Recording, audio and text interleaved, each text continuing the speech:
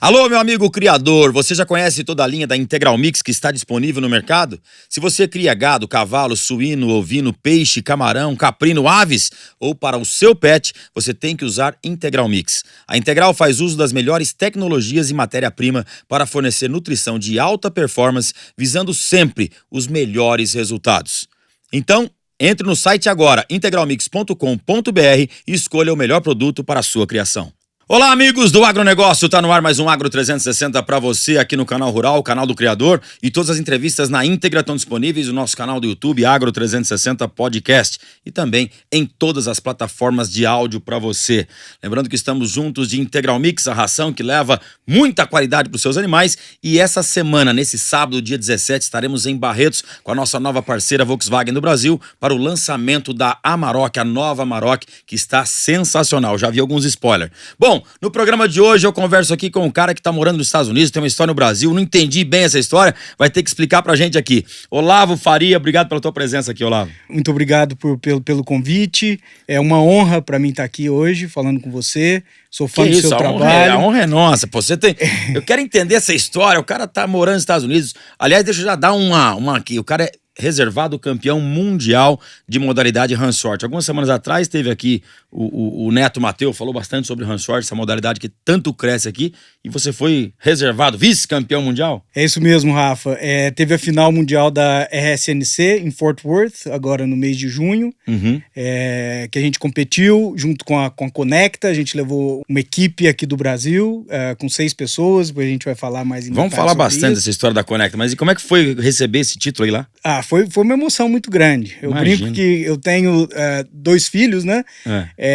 Talvez tenha sido a terceira maior emoção da minha vida. Que legal. Essa disputa. Mas vamos, daqui a pouco a gente entra mais aprofundando nisso aí, mas deixa eu falar, como é que começa essa história? Você mexe com cavalo desde criança? Como é que é a sua história com o mundo do cavalo? Desde criança. Eu sou do sul de Minas, da cidade de Guaranésia. Eu não venho de uma família ligada diretamente com o agronegócio. Meus pais foram comerciantes. Eles tinham um pequeno supermercado lá na cidade de Guaranésia, onde eu e meu irmão fomos criados. Trabalhava com os pais no supermercado? Não? Demais. Nós quando trabalha com o supermercado é isso, vai empacotar, vai arrumar prateleira, fazer tudo, né? É isso mesmo. E 90% da clientela lá do supermercado dos meus pais era clientela do pessoal das fazendas. Isso há 30 anos atrás, né?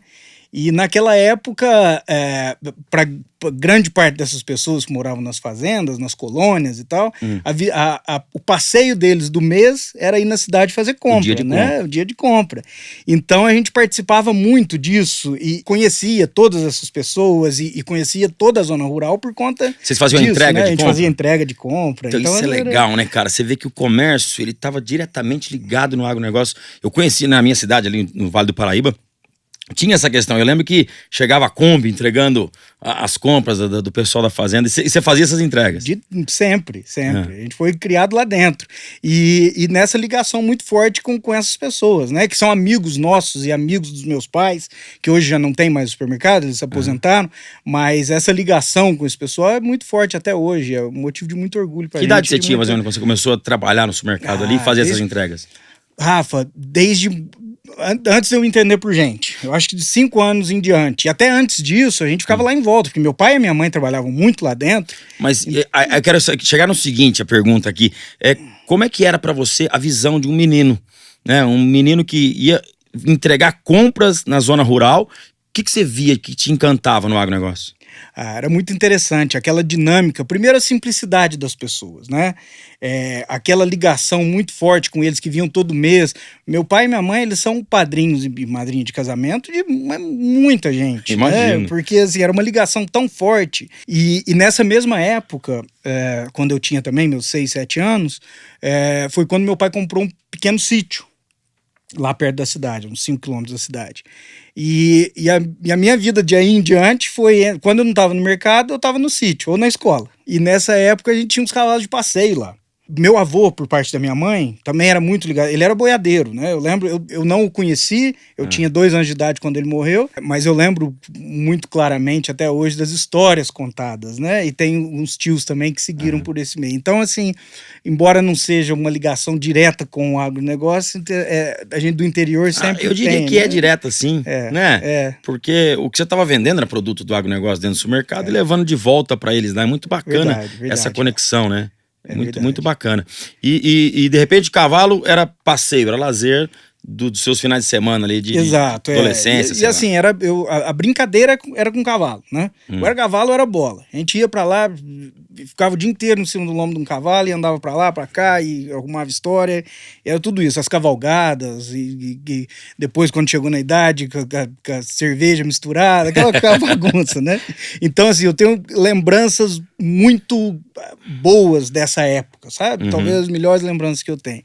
E depois, nos meus 17 anos, e eu lembro, isso é muito interessante, que embora a gente trabalhasse o tempo todo dentro do supermercado com os meus pais, eles falavam pra gente, vocês vão estudar, porque isso aqui, ele não quer que vocês herdem isso aqui não. Vocês vão para São Paulo estudar e vão trabalhar para uma empresa grande. E aí nós fizemos isso, eu e meu irmão. Aí nessa época que a gente mudou para São Paulo para estudar, meus pais venderam o sítio para até ajudar a pagar os estudos e tal. E quando vendeu, eu fiquei doido. Eu imagino. Não tinha o que eu fazer, né? Não tinha. Eu não tinha opinião para dar naquele momento, né? Então vim para São Paulo, morei 10 anos em São Paulo, fiz faculdade de marketing aqui. E nessa época, talvez eu tenha me distanciado um pouquinho do cavalo e tal, mas sempre que voltava uma vez por mês, a cada 15 dias. Meus tios tinham sítios lá e tal, então a gente sempre que voltava andava a cavalo e tal, mas nunca como um esporte ou nunca como uma coisa estruturada. Era sempre aquela a diversão mais amadora ali, exato. né? E aí, enquanto eu estava aqui em São Paulo, o meu irmão, que é 3 anos mais velho que eu, ele se mudou para os Estados Unidos já relacionado com a empresa Ornari, que é uma empresa de alto padrão de móveis planejados. Ele abriu uma loja da Ornari em Miami. E eu continuei em São Paulo. Em Miami? Em Miami. Para isso é o quê? Uma marca de móveis... É uma marca de móveis planejados. Brasileira. Brasileira, isso. Ele abriu uma franquia em Miami? Exatamente, Da onde que surgiu essa loucura de montar uma loja de móveis em Miami? Quando ele se formou aqui em São Paulo, ele fez um projeto para internacionalizar marcas brasileiras. Foi a primeira loja da Ornari a sair do Brasil? Foi a primeira. Foi a primeira loja. E aí, depois, quando já faziam 6 anos que ele estava lá, ele estava crescendo muito, estava com muita demanda e ele viu uma possibilidade de expandir a marca lá nos Estados Unidos. Tá, mas isso nos Estados Unidos hoje de praxe, como a gente vê as casas lá, já vem tudo pronto, né? Já não tá na fabricação, na casa, vem com tudo isso pronto? A cozinha, sim. Geralmente, agora os móveis de closets e o restante da casa não. E o foco nosso da Ornari é no altíssimo padrão. Então isso muda um pouco, sabe? Ah, tá. Geralmente, muitas das vezes, a pessoa constrói a casa do zero, então ela pode escolher o que colocar. Porque né? é comum nos Estados Unidos a gente ver a casa, quando você compra uma casa pronta, seja na planta, vem inclusive com eletrodomésticos, né? É verdade. Vem com geladeira, geladeira não sei se vem toda vez, mas vem o fogão lá, o cooktop, já vem normal, diferente um pouco do Brasil desse conceito, né? Geralmente você compra uma casa nova, você vai ter que fazer tudo. Lá já achava que já vinha direto nesse conceito de vir com tudo pronto do projeto. E até vem, quando você compra uma casa já na planta, como você diz, o construtor é obrigado a entregar com isso. Mas os armários, com tudo. Mas Agora, vocês fazem um outro serviço? Não, a gente faz esse mesmo serviço para as construtoras. Para as construtoras. Entendi. E muitas vezes, nesse de alto padrão, a construtora ela é contratada para fazer exatamente o que o cliente desenhou. Então, quando o cliente desenha, ele comunica à construtora, por exemplo, que quer os armários da Ornari. Entendeu? Entendi. Então é uma decisão que parte do dono da casa, do comprador. Né? Do comprador. E aqui no Brasil é o mesmo padrão? É alto padrão? Alto padrão. Alto padrão. Isso mesmo. Entendi. É uma das maiores e melhores, se não a melhor empresa de planejado. Que bacana, eu nunca imaginei que os móveis... Agora, aqui é tudo sob medida, né? Quando você nunca é nada padrão pronto. né? Vocês fabricam onde? Fabrica lá nos Estados Unidos ou fabrica Fabrica aqui, tudo Fabrica no fabricado Brasil. aqui em São Paulo. Então a gente mede lá e manda o projeto executivo, que a gente chama para a fábrica aqui. Eles fabricam exatamente nas medidas e nos padrões definidos lá, tanto de acabamento quanto de cor, tudo. Cor, funcionalidade. A gente usa muito couro nos armários, é muito bacana. Você tem outra loja em Dallas, então, agora? Isso, agora tem uma loja. Então tem a de Miami do seu irmão? A de Miami do meu irmão. Então, voltando um pouco, depois que ele estava 6 anos lá, ele me chamou e falou, ó, a gente precisa expandir aqui. Tem possibilidade e precisamos ir para outro lugar que tem oportunidade, né? A gente não pode perder. E nesse momento começamos a pesquisar onde ir, para qual praça ir. E Dallas apareceu como uma delas. Que chato, hein? Aí eu... Justo Dallas, um cowboy.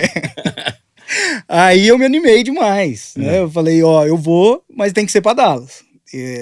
Vamos fazer de tudo para dar certo lá. E nesse momento eu tava já namorando há bastante tempo, a Fernanda, minha esposa, e aí coloquei ela no plano, né, de tudo, na conversa, e aí o pai dela falou, pode ir, mas só depois que casar, aquela história, né? Aí a gente casou e foi. Isso faz quanto tempo já que você tá lá? Faz 12 anos. 12 anos que você tá nos Estados Unidos. E eu lembro nessa decisão chegando lá, né, já me interessei e fui conhecer toda a parte do Western, ligado. E eu lembro de falar pra Fernanda, ó, agora não é hora, porque nós estamos começando um negócio do zero, sem dinheiro, estamos investindo muito aqui e tal. Só que em algum momento eu vou entrar pro mundo do cavalo aqui. Aqui, até enquanto você morou aqui no Brasil, vamos dizer, até 12 anos atrás, o cavalo era só aquele hobby de passeio, nada de esporte, nada de criação, nada. Nada.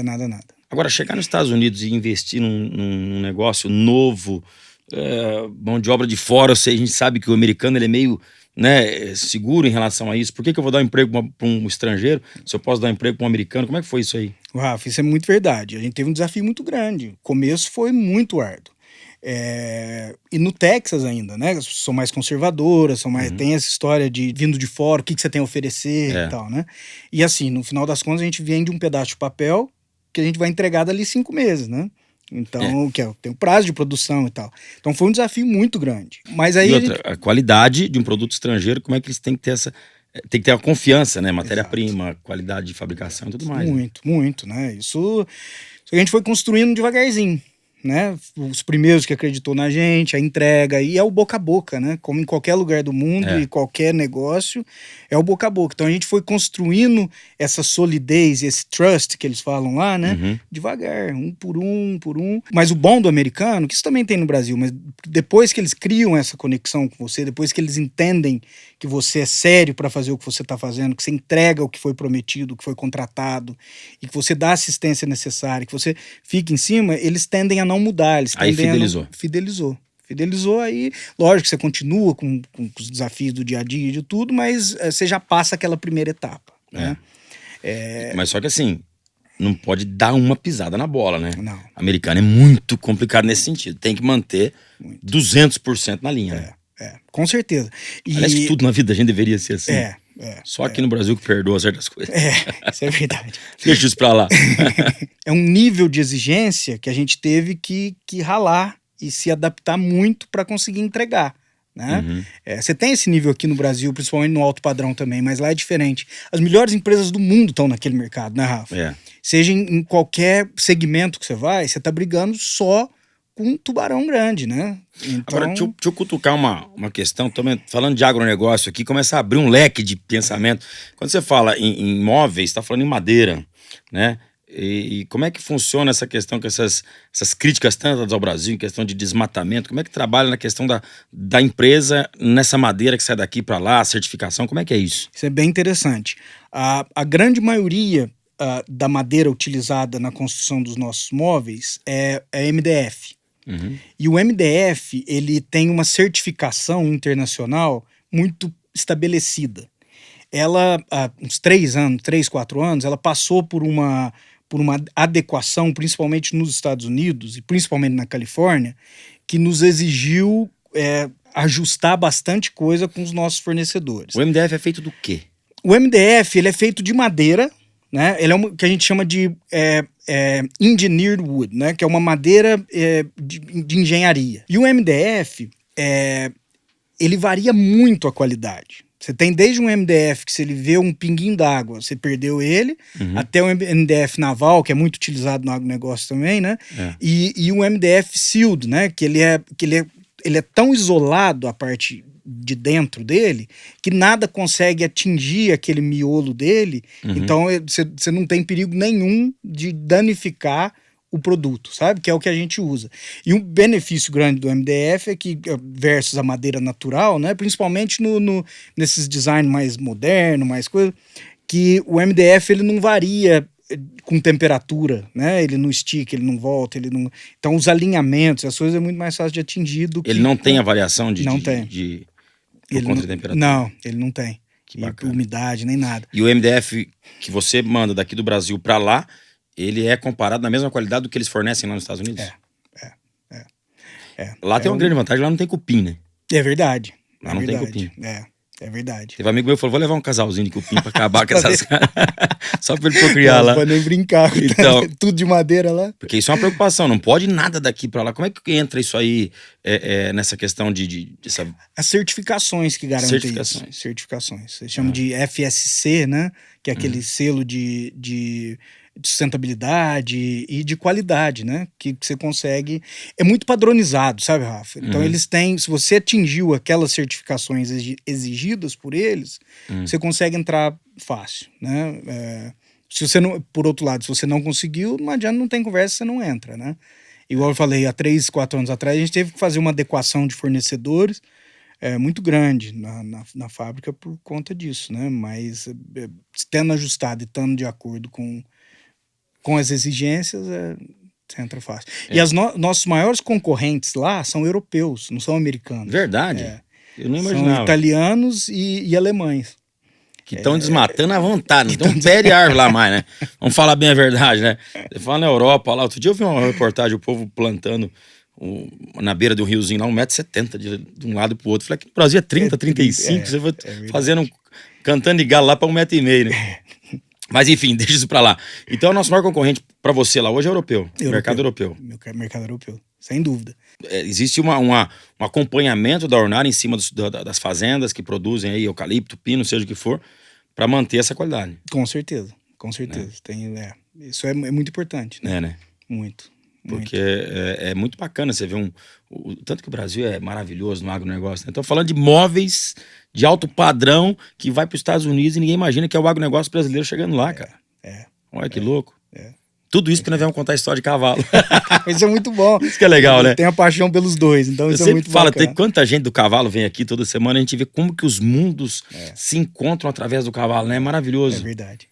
Através do cavalo você vai conhecer um cara, poxa, sei lá, né? E seja qualquer raça, né? Seja qualquer modalidade. Não, é impressionante.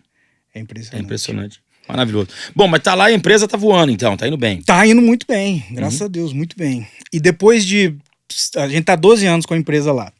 Depois de 6 anos que a gente tava com a empresa lá, eu já tava um pouco, acho que tá quase na hora de começar a mexer com esses cavalos meus. Né? Imagino. Já tava com a minha filha, a Laura, na época ela já tá com uns 2 aninhos, 3 aninhos. E aí aconteceu que eu tive, nesse meio eu tava planejando, mas nunca fazia, né? Trabalhando demais, aquela coisa. E eu tive um problema de saúde. Eu tive uma arritmia, que eu tava aqui no Brasil quando eu tive isso. Não foi nada assim muito sério, mas fiquei um diazinho na UTI lá. Ô, louco. E aí se assusta, né? Imagino. Assusta demais, aquela coisa. E Por aí, que deu isso você? Estresse? Estresse é um problema hereditário, sabe? Chama fibrilação atrial. É uma coisa que só não te mata na hora, mas se você não resolver... Tem que andar ligeiro para consertar. Exato. E aí depois que consertamos, isso me estressou muito, porque até eu entender de onde isso estava vindo, que a dinâmica disso tudo, né? A gente assusta muito, né? E depois que a gente entendeu tudo, comecei o tratamento e a gente voltou para Dallas, eu chamei minha esposa e falei, a hora é agora. Se eu não fizer isso agora, a gente assusta, né? A gente acha que a gente é super-herói, que a gente é eterno, que tudo, e umas coisas dessas assustam a gente, né? A gente traz a gente pra realidade, né? Eu falei, é agora. Eu vou começar a mexer com isso. Com cavalo? Com cavalo. E eu não sabia nem por onde começar. E nesse tempo, nesses 6 anos que a gente tava lá, eu ia sempre para Fort Worth, quase todo final de semana. Os finais da PBR em Las Vegas, todas as etapas da PBR ali no Fort Worth, em Arlington, indo em tudo. Mas assim, conhecendo as pessoas, você e todo mundo por nome. Eu sabia quem era todo mundo, mas ninguém me conhecia, porque eu não era do meio, né? E eu comecei a conversar com as pessoas do cavalo lá nos Estados Unidos, ia na NRS. Tinha o Sonny Miller, que era um cara que tomava conta do rancho lá, ele saiu há pouquinho tempo. Fui lá e sentei lá de tarde, fui conversar com esse cara. E passava a tarde lá, um cara muito simpático, muito aberto, e conversando. E comecei a laçar lá com eles. Laçar? Laçar.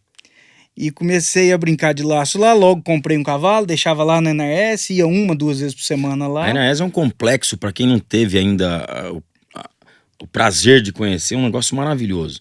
Acho que é uma loja country, uma loja que tem tudo que você pensar dentro do segmento, de ração a bota da mais cara que tiver, chapéu de tudo. Quantos metros quadrados será que tem aqui? É grande demais, hein? É grande demais, Rafa. Não, você precisa. Te falar uma coisa, já fui lá com o Paulo Klimber comprar ração para cavalo, sei lá, coxo e. Se quiser fazer um curral de contenção, uma arena de ranch short, você tem lá. E no mesmo complexo você tem a pista lá embaixo, as cabanas que aluga pra. Eu tô querendo ficar nessas cabanas lá, que é a coisa mais linda do mundo. E tem. Outro dia eu fui lá, tava tendo curso de. Como é que chama aquele goat? Do cabritinho. Goat tie, né? Goat tie. Goat tie, que o cara. Meninas e meninos, é muito bacana. Tava tendo curso de goat tie, que tem que. O cabritinho fica amarrado, né? Vamos explicar pra quem tá em casa: o cabritinho fica amarrado no fundo da arena, a pessoa vem correndo com o cavalo, esbarra o cavalo, desce e tem que amarrar o cabrito e fica um juiz lá para dar o tempo. E eu achava que essa era uma prova somente assim de envolvimento pra criança chegar ali e ter alguma coisa pra participar. Aí eu chego na NRS, tá tendo um baita de um curso de Goat Tie. Falei, caramba, como é que pode o profissionalismo que eles têm em tudo lá, né? Tudo. Não, aquilo lá é impressionante. Você precisa consertar uma cela, conserta um trailer, ele compra lá. Tudo. Não, tudo. Tudo. Lá e é a maior do mundo, né? É a maior do mundo, né? É a maior do mundo. Tem criação dos boi de laço. Dos corrientes. Dos corrientes, tem muita coisa. Bom, eu abri um parênteses aqui, porque essa hora. E tem o Mark, né, que trabalha lá, que fala português. O Mark é uma pessoa fantástica, né? Nossa, a receptividade que ele tem com os brasileiros lá. E lá é ponto turístico de brasileiro, que é apaixonado por isso. Bom, mas eu te cortei, você tava lá, começou, comprou um cavalo. Comprei um cavalo e deixei lá. E o Sonny Miller, o Mark ele ainda é o gerente da loja, né? E o Sonny era o gerente da pista, do rancho. E eu fiz uma amizade muito grande com ele, então ele me envolvia em tudo lá. E eu fui apaixonando por aquilo de um jeito que, se deixasse nem na loja de imóveis, eu ia mais. Eu tava vindo só pra lá. Então, assim, foi uma coisa fantástica. E a gente tava falando, né, do mundo do cavalo, né? A generosidade que as pessoas... Eu sou novo nesse mundo, né, Rafa? Mas a generosidade que as pessoas estão tendo comigo, tanto nos Estados Unidos quanto aqui no Brasil, é uma coisa assim... Eu nunca vi isso em nenhum outro ramo, sabe? Legal. Abertura e sendo de fora, as pessoas querem entender, querem conhecer, querem saber do porquê e o que tá... E ajudar. Então isso, assim, tem me surpreendido demais, sabe? Só abrindo também um parênteses nisso. Treinando laço bastante lá, em algumas provinhas, mas nunca consegui desenvolver muito no laço, sabe? É complicado, eu acho muito difícil o tal do Team Hope. E nesse meio tempo, vindo pro Brasil, a gente sempre veio umas 2, 3 vezes por ano pro Brasil. E uma das vezes que eu vim, eu falei pro meu pai, e aquele sítio que era do senhor? De quem que é aquele sítio? Como é que tá indo lá? Ele falou, não, aquele sítio ainda tá com o mesmo senhor que comprou da gente lá atrás. Falei, ele vende? Ele falou, não vende. Falei, vale a pena cutucar? Não. Ele falou, não vale. Falei, se o senhor vê ele na rua alguma coisa, pergunta, não custa nada, né? E aí, vim embora. Passou umas 2 semanas e falou, eu vi o senhor lá e ele falou que vende.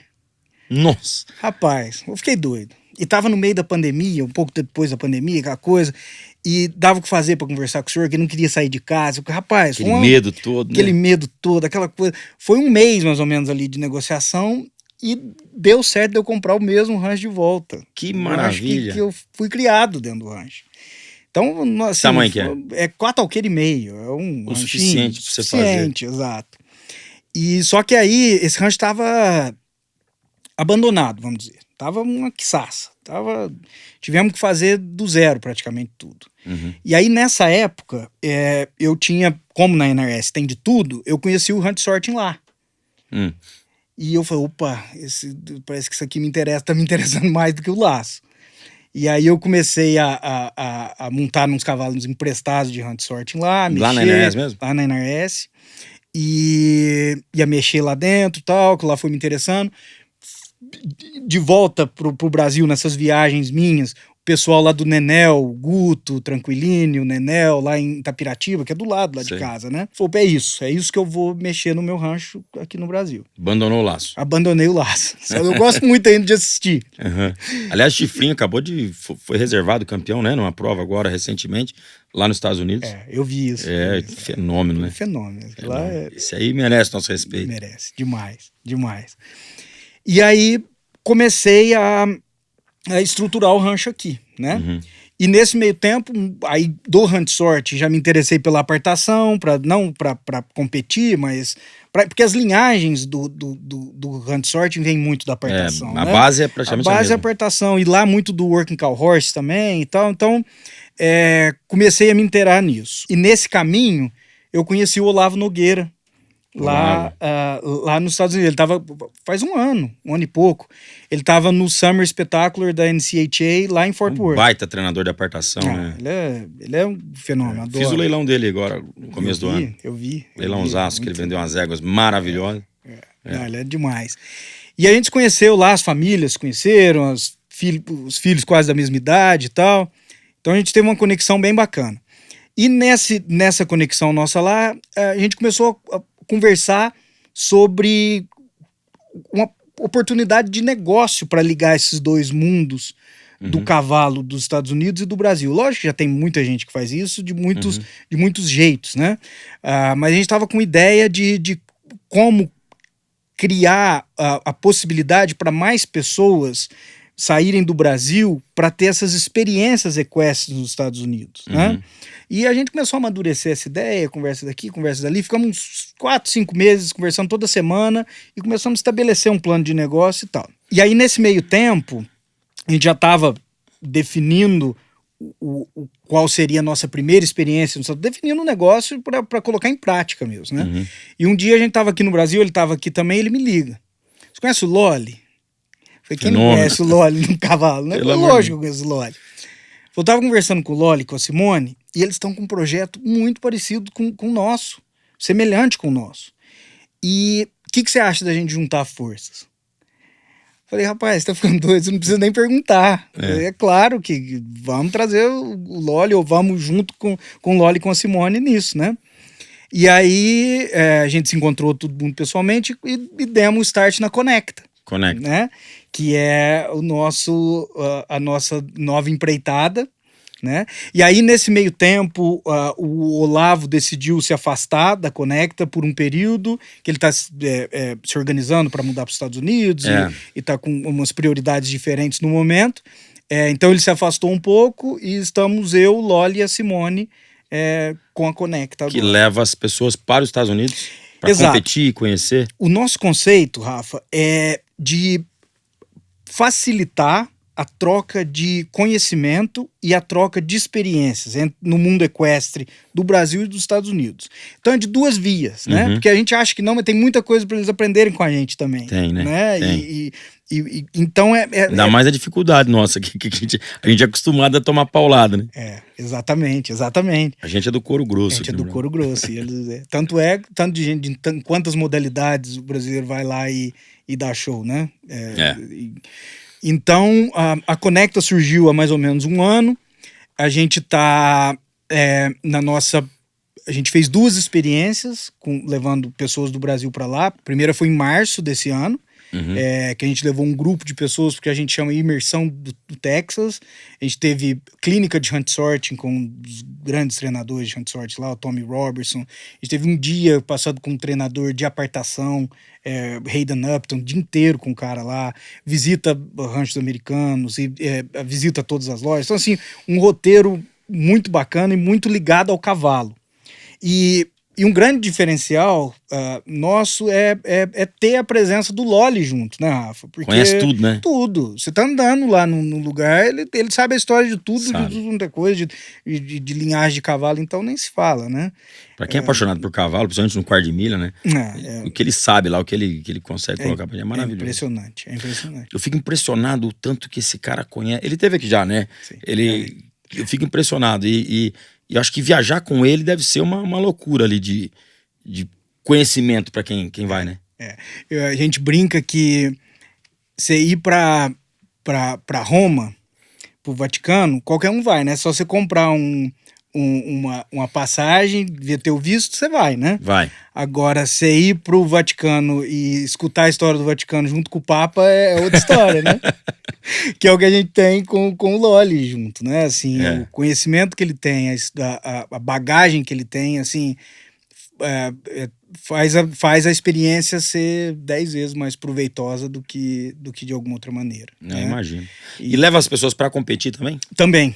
Agora em junho, durante a final mundial do Hunt Sorting, que é produzido pela RSNC, a gente levou uma equipe de competidores, inclusive o Bruno Sagrise, que é treinador de Hunt Sorting, foi com a gente, nos ajudou muito na estruturação, né, dessa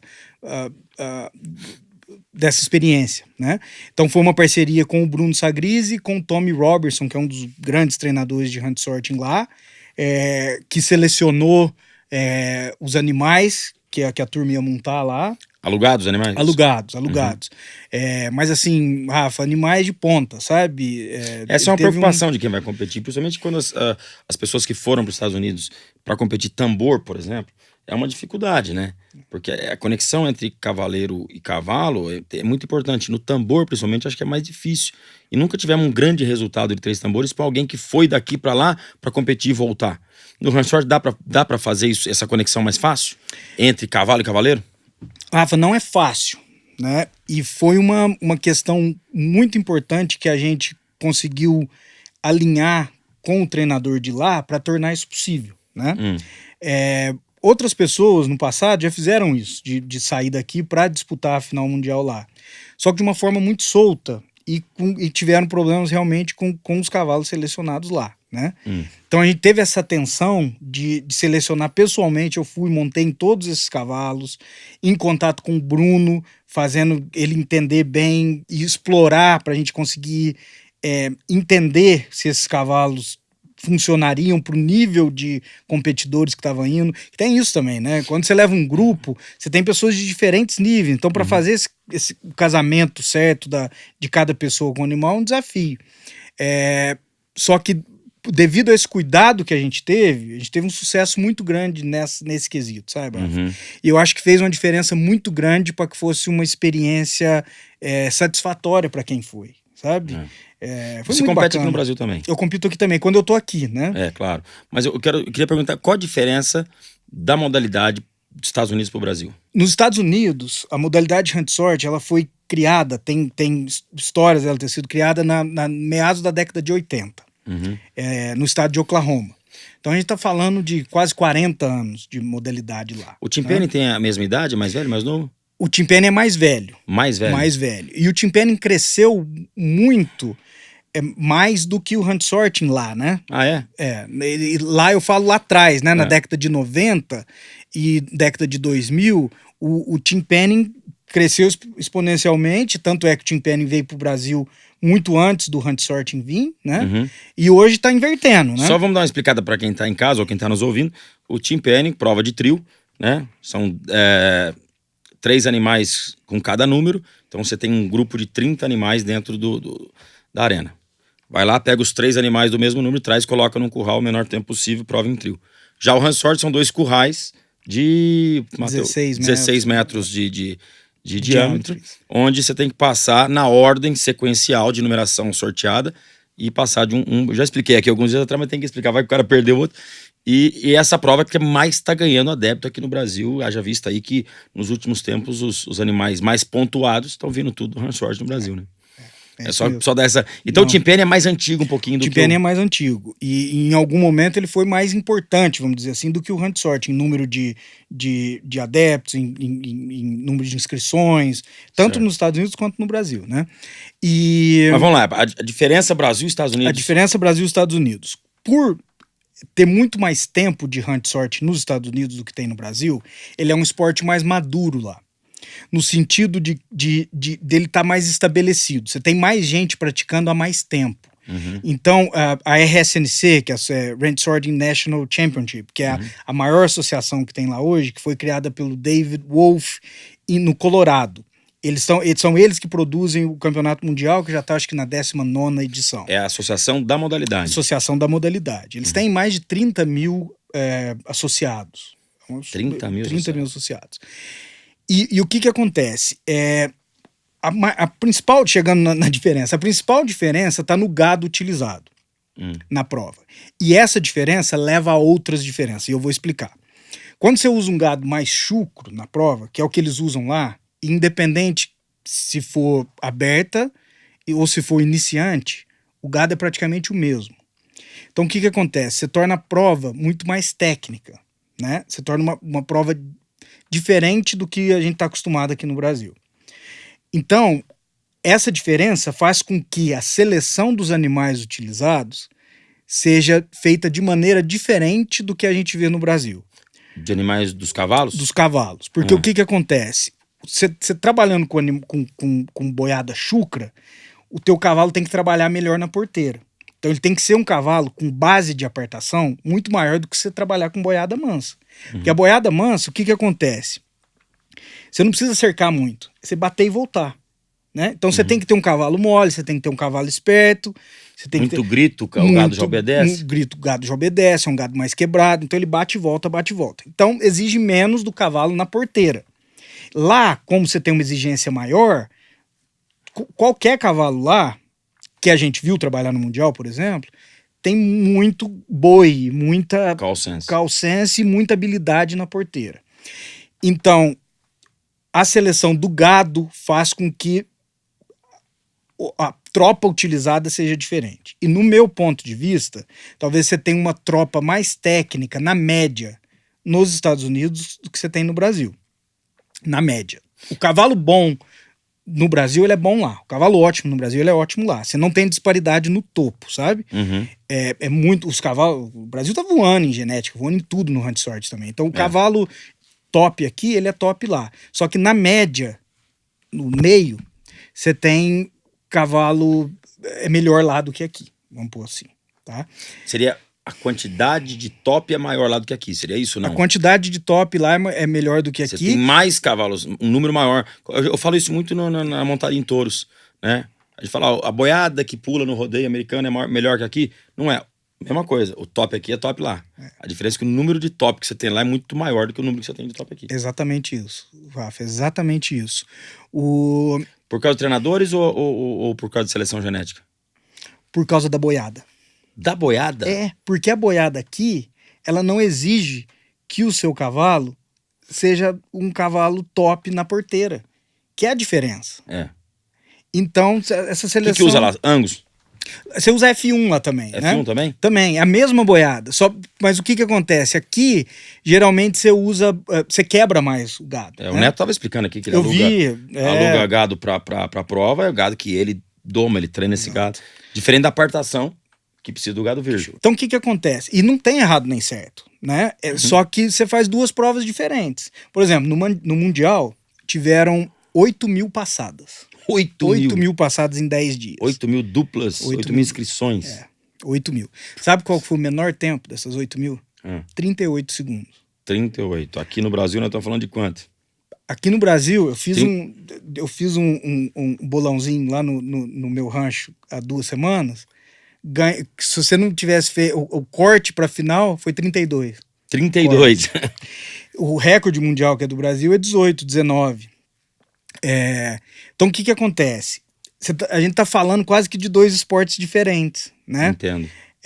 E de novo, não tem certo e não tem errado. Tem gente que prefere muito mais correr em boiada mais mansa, porque fala que é um esporte de mais adrenalina, que é bater e voltar.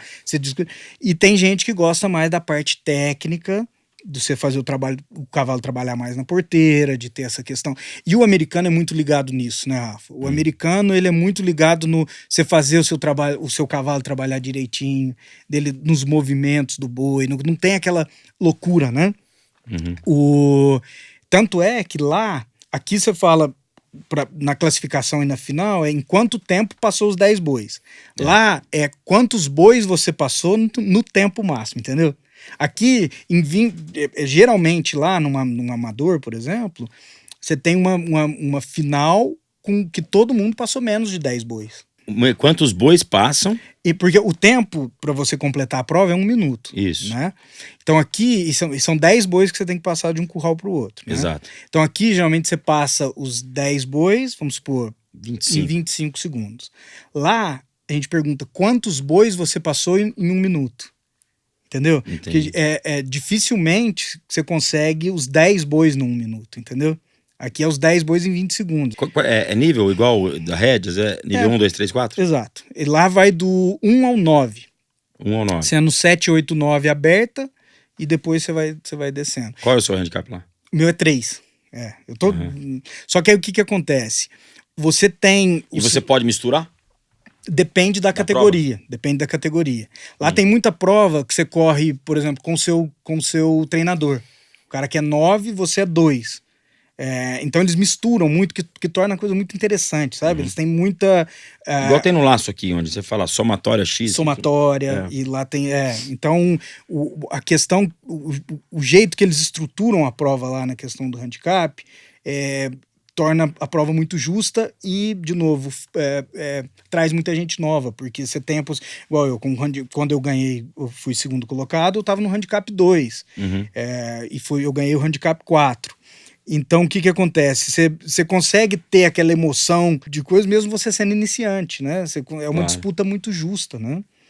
Qual foi o seu tempo Lá eram 3 classificatórias e uma final.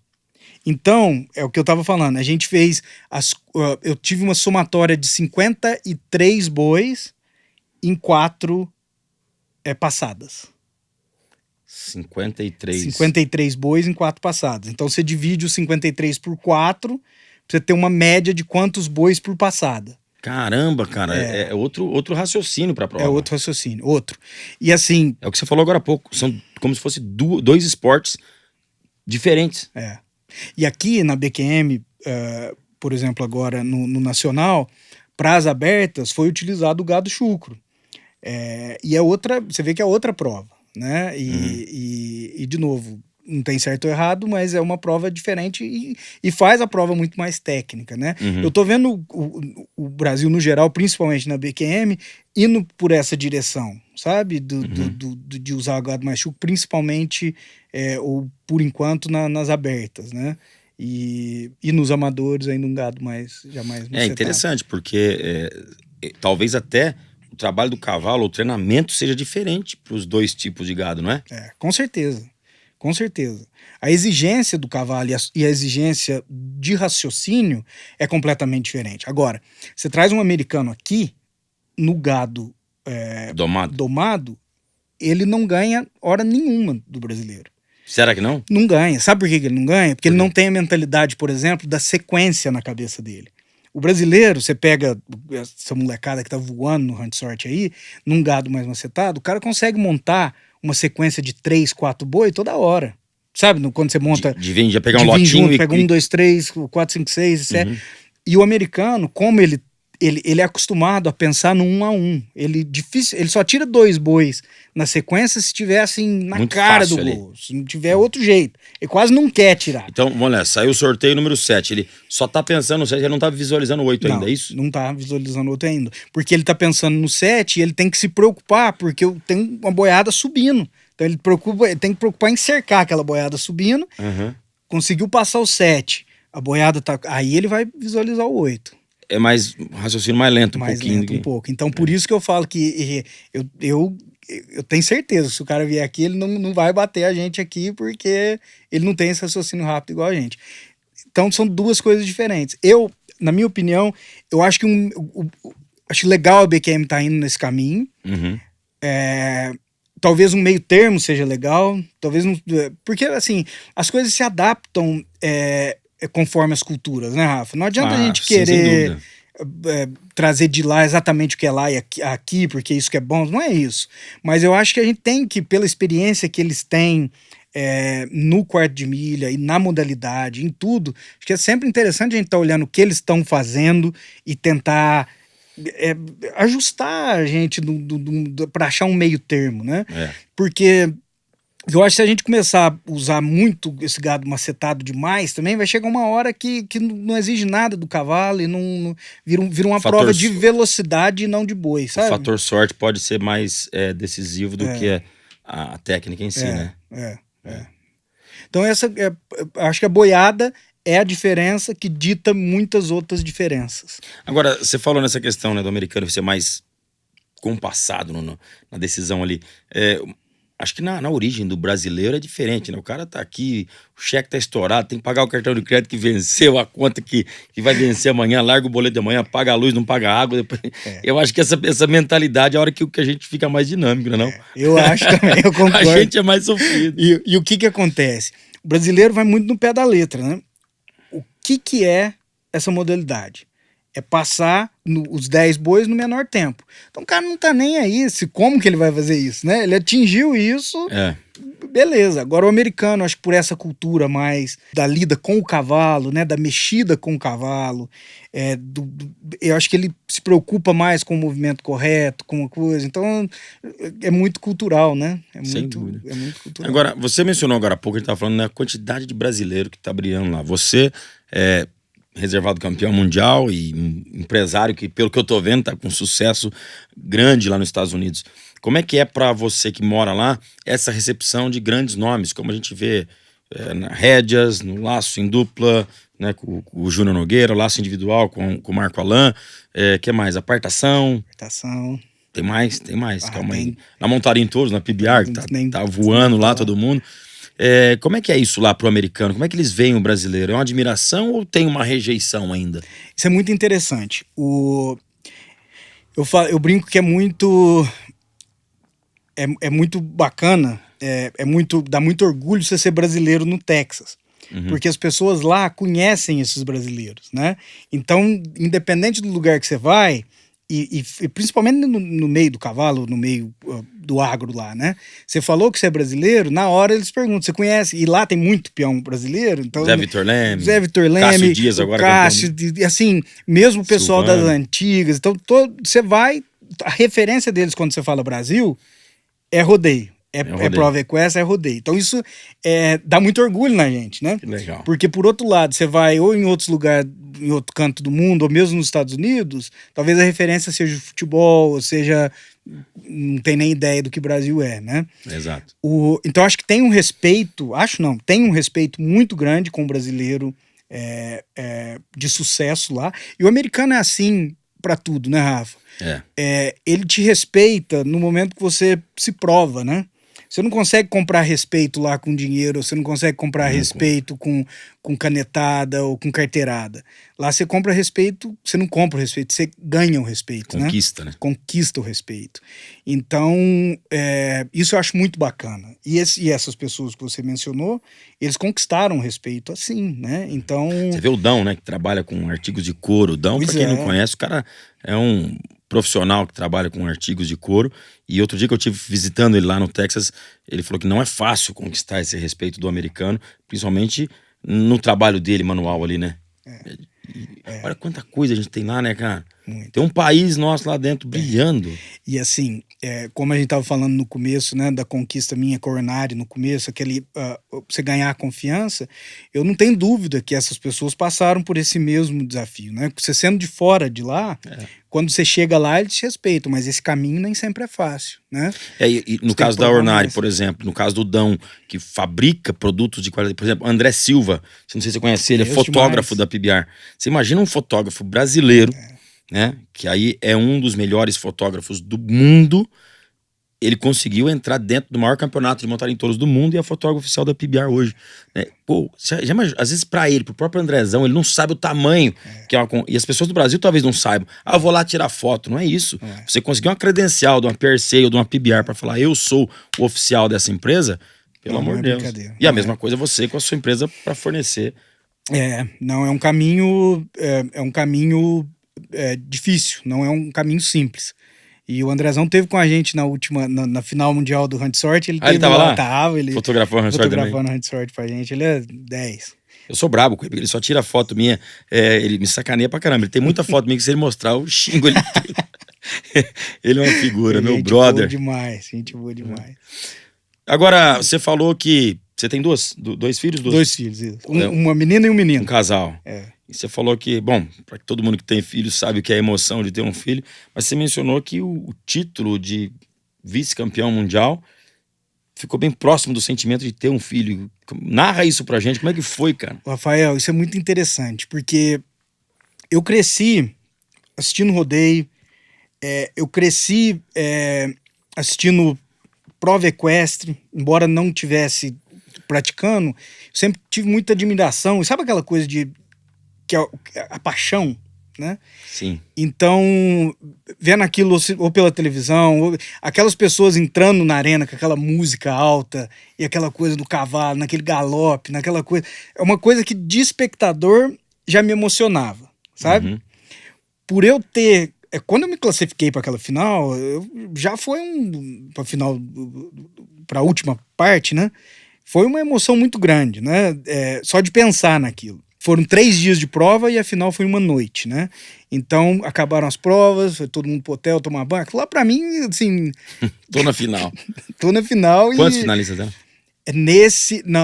Foram 10 duplas finalistas. Você tava nos 10, Nos 10. E de 287 duplas. Caramba. Nessa categoria. Então, aquela tarde no hotel, tomando banho, preparando, foi assim, eu tava emocionado demais. Assim, né? Sabe aquela coisa que parece que é mentira? E não vê a hora de chegar o momento e tal. E aquela entrada na arena, sabe? De novo, com a música alta, com tudo aquilo. Assim, é um sonho de criança. Sabe aquela coisa que você nem imagina que você vai viver um rapaz de quase 40 anos de idade? Nunca que eu vou conseguir realizar isso, né? E colocar lá todo pareado, o hino americano cantado com a bandeira. É um sonho, é um sonho. Então, e durante a competição, e tava todo mundo, a equipe toda da Conecta, com o Bruno ajudando do lado da pista, o Tommy e todas as pessoas. Então, assim, é indescritível, Rafa, indescritível. Indescritível. E eu volto ano que vem, se Deus quiser, pra ganhar a Fivela. E depois que você fez sua passada, quantos bois você passou? Na última? Na última a gente passou 3 bois. 3 bois? 3 bois. Em 1 minuto? Em 1 minuto. E o que acontece? Lá, geralmente, em qualquer prova, tanto lá quanto aqui, você tem 10 classificados para final. Quem classificou em primeiro é o último a entrar, né? Você tem o benefício de ver o que aconteceu e ver quanta pressão você vai pôr e tal. Lá não. Chegou os 10 classificados para final, sorteia. E a gente caiu como primeiro a entrar. Putz. Então a gente tava em primeiro lugar, fomos primeiro a entrar. Então o que quer dizer? Gado fresco, porque a mesma boiada ia ser usada para as 10 duplas. Gado fresco que a gente não tinha visto tocar ainda. E o primeiro, a gente não tinha noção de nada que ia acontecer, só sabia... Não tinha como fazer estratégia nenhuma. Nenhuma. Então a gente bateu um bezerro doido que não passava de jeito nenhum, ficamos ali e conseguimos passar 3 bois. E ainda nós nos mantivemos em primeiro lugar até a última dupla que entrou e tirou. Putz, a última tirou? A última tirou. Passaram quantos? Passaram 10 bois. Passaram os 10? Passaram os 10. E aí na somatória, a gente ficou com 53 bois, eles ficaram com 54, Rafa. Cara, perdemos por 1 boi. Putz, se ele passa por 9... Vocês passam as 9, porque não zerava na final. Aí ia ver pelo tempo, né? Eu não lembro agora, não quis nem ver o que ia dar. Mas, não, foi assim, bateu na trave. Então dá aquela frustraçãozinha no começo, né? Mas depois fala, não, tá bom demais. Né? Claro, imagino, cara. Que orgulho, né? Não, foi uma emoção muito grande. História bacana demais. Né? E o ano que vem a gente vai levar mais gente pra final com a Conecta. A gente já tá fechando as vagas agora, já tá com quase todas as vagas vendidas. Vai ser uma experiência maravilhosa. E a gente quer fazer outras. Para competir, como é que faz para classificar para o Mundial? O Mundial, você sendo de fora dos Estados Unidos, ou você estando no seu primeiro ano como associado da RSNC, você não precisa classificar. Você consegue competir. Mas o que acontece? Se você não foi classificado, você briga por um montante de dinheiro menor. Certo. Entendeu? Se você é classificado, você briga por um montante de dinheiro maior. Só que você pode entrar e disputar, assim como quem foi classificado. Então a gente quer estruturar para o ano que vem, fazer mais provas para levar brasileiros para disputar. Sabe? Que legal. Isso é muito bacana. E também nesse mesmo movimento que a gente está fazendo agora, a gente está trazendo um americano, ele está o segundo ou terceiro com maior ganho no Hunt Sorting na história, ele chama Kaysen Wolf. A gente está trazendo ele para dar um curso aqui em setembro, no Agro Sem Limites, em Bauru. Legal. Então a gente está também com as últimas vagas abertas, disponíveis, né? A gente tem tanto para treinadores quanto para amadores. Essa troca é muito E quem quiser fazer esse curso aí, procura quem? Quem quiser fazer esse curso, entra no nosso Instagram, Conecta Oficial. Vamos colocar aqui embaixo na tela. Legal. É só mandar mensagem. A Simone tá muito à frente disso, dessas inscrições e tal, e ela vai retornar e agilizar. E quem quiser ir para os Estados Unidos também vai ter todo esse acompanhamento. Exatamente. Entra em contato. Para quem gosta do cavalo, para quem é do mundo do cavalo, principalmente do quarto de milha, eu falo que é uma experiência única. E junto com pessoas únicas, né, que conseguem ter abertura a pessoas e a lugares que são que é o diferencial. Exatamente, pro cowboy de verdade. Pro cowboy E outra coisa, né, o Hunt Sorting tá crescendo tanto aqui no Brasil, o Manga Larga Marchador já tem no seu calendário de provas, o crioulo tá indo voando também no Hunt Sorting. Qual outra raça que eu não sei? Bom, e é aberto para todas as raças também. E uma prova da família que está crescendo muito, né? Exatamente. Lá no nosso, como eu mencionei antes, no sul de Minas, o Manga Larga é muito forte, né? Tanto o Marchador quanto o Paulista, né? E a gente agora está começando uma parceria com o pessoal do Manga Larga para recebê-los no nosso rancho 2 vezes por mês para treinar, que eles começaram agora as provas funcionais, né? Que eles chamam de... Então isso é muito bacana para a modalidade, isso é muito bacana para o cavalo, para o negócio, né? Exatamente. Muito legal. Maravilha. Parabéns, cara. Parabéns por uma história maravilhosa de vida. Acho que deu uma lição pra gente aqui. Muito bacana. Obrigado por ter vindo. Eu sei que você tá voltando para os Estados Unidos, né? Eu volto no domingo agora. E no final do ano a gente tá de volta aqui, se Deus quiser. Se Deus quiser. Muito obrigado, Rafa. Obrigado ao Thiago pela oportunidade. Eu acompanho todos os programas de vocês, literalmente. Obrigado. Eu sonhava um dia poder sentar aqui para conversar com legal, vocês. obrigado. De verdade é um sonho. Então agradeço imensamente a oportunidade. Privilégio é nosso tê-lo aqui. História de vida maravilhosa. Muito obrigado. É isso aí. Esse foi mais um Agro 360, hoje conversando com o Olavo Faria, vice-campeão mundial de Hunt Sorting. E para você que gostou dessa entrevista, não se esqueça de se inscrever aqui no nosso canal. Ative aí as notificações para você ser lembrado de cada entrevista nova e também não esqueça de compartilhar cada entrevista especial aqui do Agro 360. Até semana que vem.